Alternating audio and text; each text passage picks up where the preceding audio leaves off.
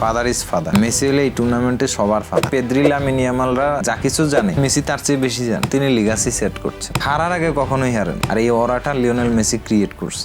হ্যাঁ, আমি তো বলের কথা বলছিলাম, বাট আমি অনেক ক্যালকুলেশন করে বলছিলাম যে গোল্ডেন বল মনে হয় 3টা হতে যাচ্ছে। স্পেন, পর্তুগাল বা ফ্রান্স বলেন, আর্জেন্টিনা সারপ্রাইজ দিয়ে দিবে। আসলে সারপ্রাইজিং টিম আর্জেন্টিনা, কারণ আর্জেন্টিনা ফাইনাল খেলবে।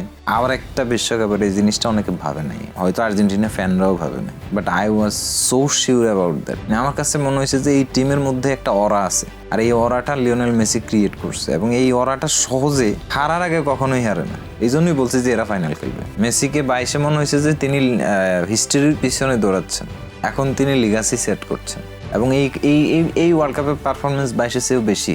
এখনই ছাড়াই গেছে 22-কে, আরও এক ম্যাচ বাকি আছে।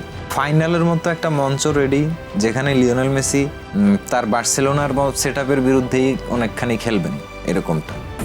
আমাদের উঠে দাঁড়াতে হবে।